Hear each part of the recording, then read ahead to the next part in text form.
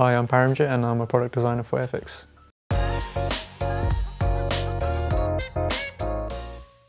I was a designer for the project of the 148 Buccaneer.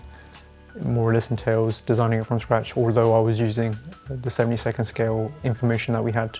That was very, very helpful, but it does mean more or less doing the project from scratch, then creating all the parts, working all the way until the end phase of the project in terms of designing it, prototyping it, and then engineering it through the tooling phase.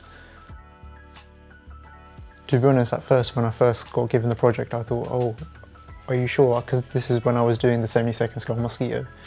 And at that point, when I got told, oh yeah, you'll be doing, the next project you'll be doing is the 48 scale Buccaneer, I was like, oh, okay. I was a bit unsure whether I was ready for this, just because it's my first 148 scale kit. So it's a big challenge, but also it's the expectation of everyone who's been asking. I mean, everyone's seen it.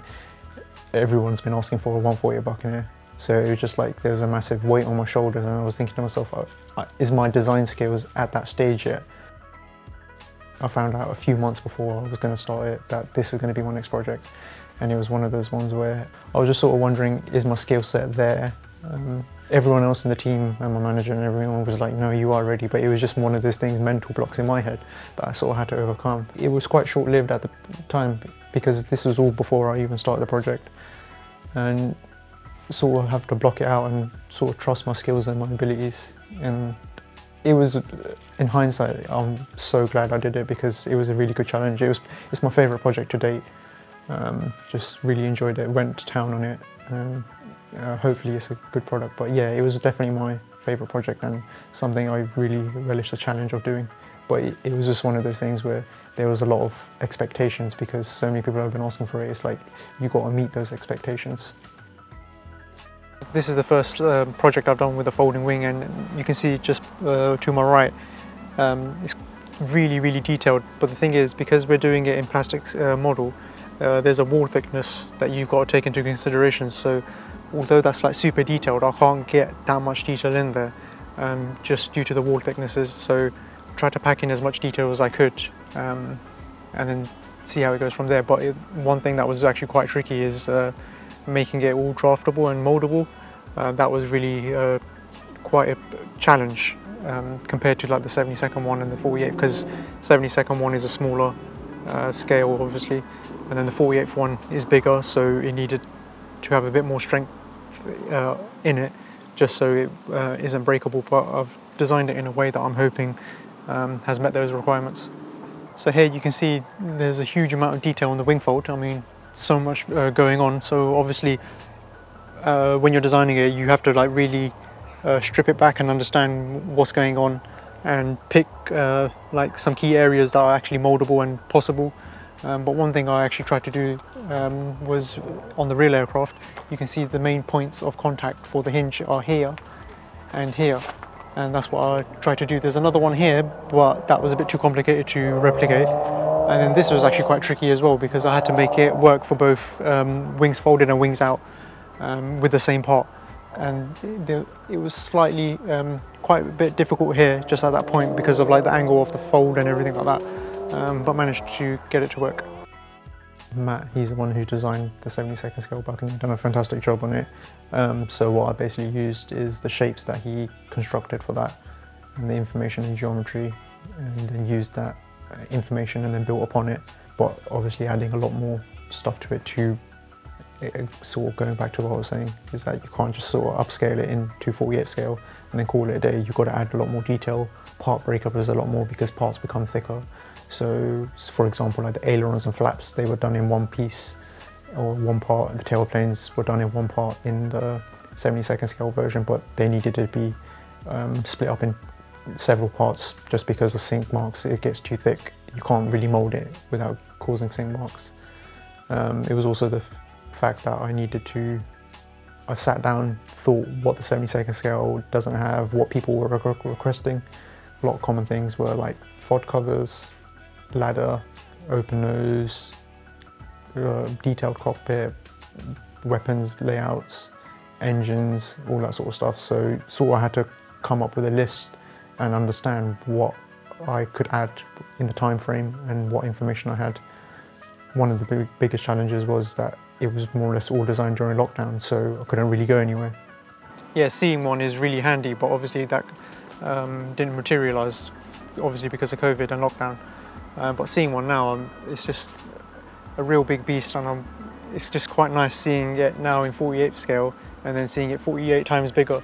It's just a nice feeling, but it was just one of those ones where I kind of wish I had this opportunity during the design phase. Yeah, first time I designed a kit with folding wings, so it was a bit more interesting. Again, the angles and everything like that were acquired from the 72nd scale version. The one thing which was quite nice is that I had more room to add a bit more detail to it. So there were areas where obviously there's more space to add some stuff, so I added a bit more location on it, which was quite nice, and tried to add as much detail as I could on the folded wing, because there's loads of little bits and bobs in terms of like detail, pipe work and all that sort of stuff, so I tried to add as much as I could. The main priority for the folding wings is that it needs to work okay, keep the angle and make sure the strength is in there for the folded wings, because bigger scale means bigger wing, means more weight on the joints, so the joints need to be a bit more stronger. I'm quite happy with the way it came out. I mean, I think you don't really need to put any glue on there, which is pretty good. I mean, like, you can just slot it in there, so if anyone takes it to like a model show or something like that, or transports it, you can just slip them off. So here you can see behind me on the 48 scale Buccaneer, there's access ladders, and there were hardly any images when I was designing it. So if you see behind me, these little rubber imprints is where the actual rubber feet of the ladder go. So there's one ladder here and then one ladder here, and they actually hook in here and then rest on these little points, and then that's where you can see like the wear and tear here. So that gave me a good indication of trying to figure out where the actual ladders rest and how it actually works. So it hooks onto here, these points here, and then trying to get the angle right and the length and the size and everything. That helped just from these marks, and then figuring out that they go in these points. Thinking about the different weapon systems that needed to be added, I mean, now that the release is out or it's been announced, you know that it's going to come with Martels, which didn't come in the 72nd scale version. It wasn't going to really be possible at 72nd, but in 48 probably could. That's quite a key bit of weapon systems that was used on the Buccaneer, both for Royal Navy and RAF, so it was quite, it was something that needed to be added. Adding detail to the cockpit was really tricky. I think throughout the whole project I had no access to a cockpit while I was designing it. I had access after, but then at that point it was a bit too late because it was more or less done. I managed to get all the detail in that I wanted, but it just took a lot longer trying to obtain all the information. But yeah, adding a lot of detail to that was quite a challenge. Doing the engine was a challenge because I had no information for it other than a few photos and a bit of drawings. Normally just needed a bit more. Yeah, one of the most parts I'm most proud of is the sheer amount of detail that I've managed to put into it. So the cockpit over here, there's a lot of detail in there. The seats are like broken into multiple parts to make it easy for building and painting. The bomb bay as well, there's the cable detail is all separate, and there's raised rivets. I mean, the inside of the bomb bay is covered with rivets, so it was nice to replicate that. And doing the engine, just on the other side of this Buccaneer, there's the open engine. I've done the top hatch, but just behind us, the bottom hatches are open as well. That would have been a nice thing to have if I had the opportunity to go see one during lockdown. The air brake as well, the detail behind that is just quite nice, and obviously you can't see it here, but like the top detail and the surface detail and everything. I've spent a lot of time and effort trying to get it right, and again, sort of going back to people's expectations and whether I can meet it. Hopefully I have.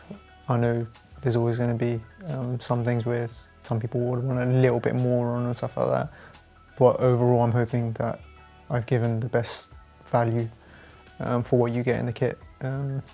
Excited that there's like different sort of weapon systems in there, a nice detailed cockpit. There's loads of different optional parts, such as like ladders, FOD covers, intake covers.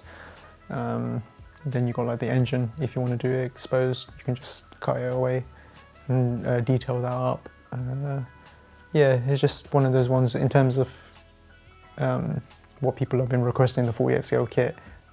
Hopefully it has, people are happy with it. Just wonders what the next kit is everyone's going to be requesting for.